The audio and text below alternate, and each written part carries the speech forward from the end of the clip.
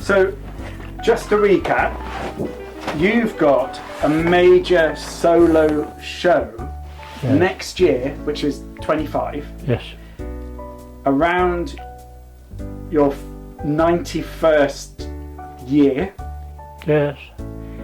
And this was arranged a few years ago, which, to be honest, when you, and without being rude, when you're planning at the age of nearly 90 at the time, going, oh, in a few years' time I want a big solo show, you do start to think, oh my God. But now it's next year, and you've been painting a lot. Actually, I've been, in all fairness, I came to you when I was in my 70s. Yeah? But in all fairness, you sort of rejuvenated me, didn't you? Well, that's In a very way. polite Well, he way didn't of saying he just provided the... I ground you down to eventually come to my gallery. Yes. We're going to have a really big show. You're going to take over the whole space. And just looking at just some of these samples of work in progress and finished paintings, it's looking really exciting, don't you think? I mean,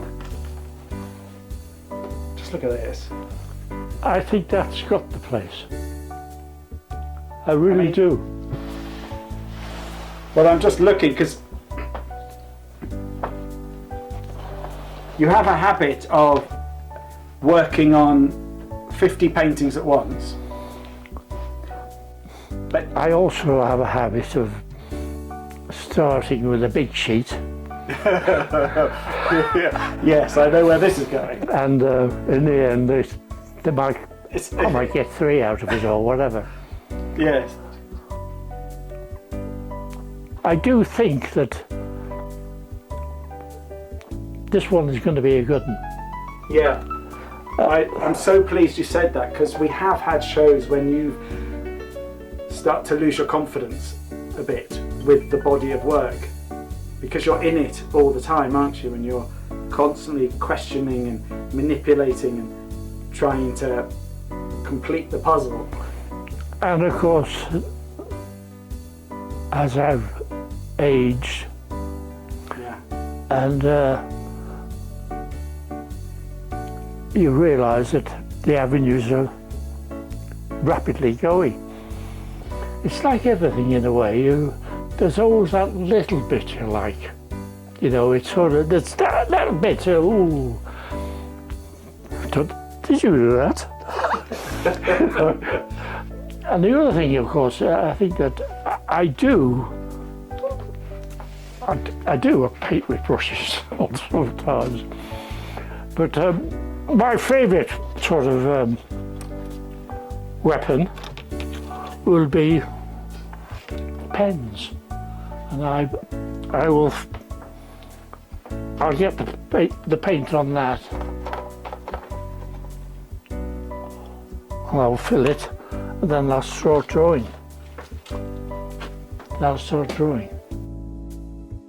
I don't think you realise quite how unique you are, and to still, at your age, shouldn't mention that, but I am, you're still focused and still producing really good work.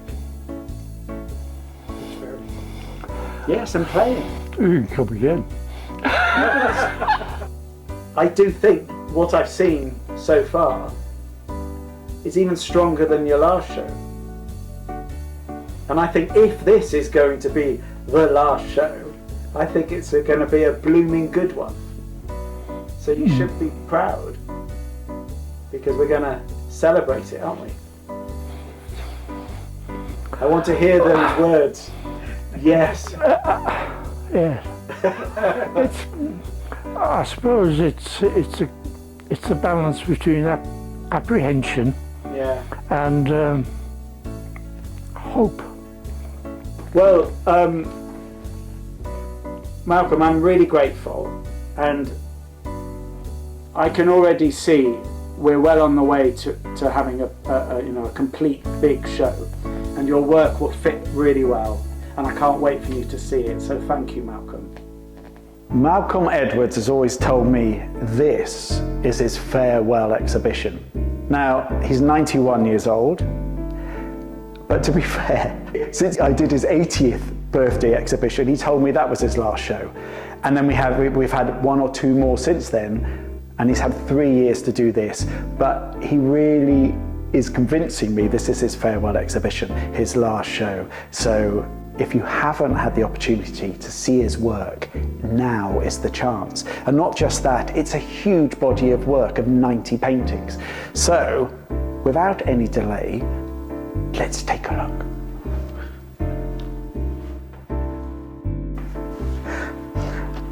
One thing Malcolm's quite well known for is,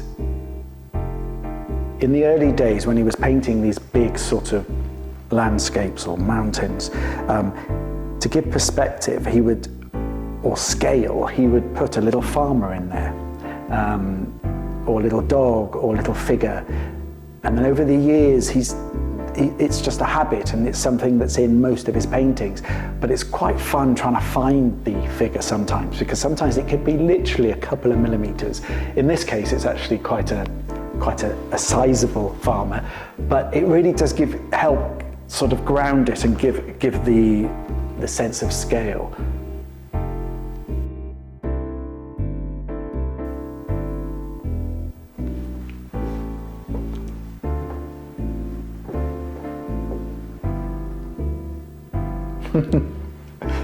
I love a little lost sheep right at the top.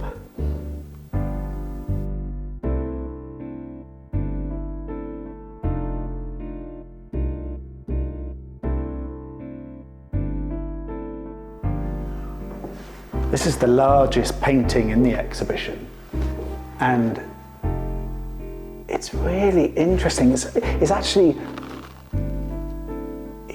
got some kind of knife, like a Stanley knife, and there's a blade, and you can see lots of slashing going on behind.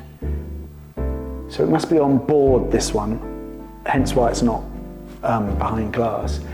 But not only that, he's building up layers of paint, almost making it look like slate. You probably can't tell, but if you get up close, you'll really see that this is about 1 centimetre thick. This is pushing the idea of watercolour to another level, because it clearly is a proper mixed media piece.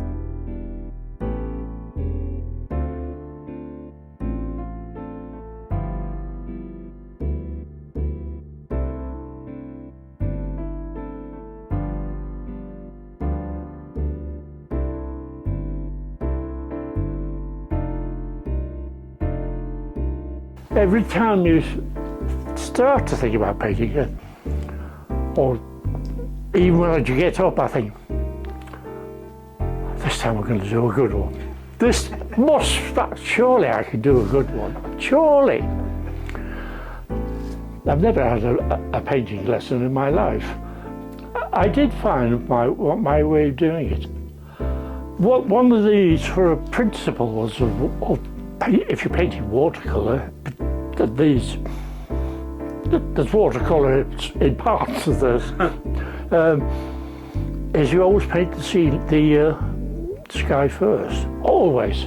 Yeah. Everybody says that, and I never do, because I always think that if you start painting the sky first, it's not the easiest thing to paint. Yes. And you can make a bugger, it's almost like that. Yeah. And then what do you do? It just seems so simple to me to do it the other way around. But then I'm sort of, while I'm doing it, I'm also got my fingers in I'm flicking. And what I'm trying to do is create a painted surface which is partly dry. And I suppose when you start doing it, I mean, I've been painting for 40 odd years, I suppose. You just know what, you sense it. I got interested in the mountains when I knew I couldn't climb up. So I don't have to,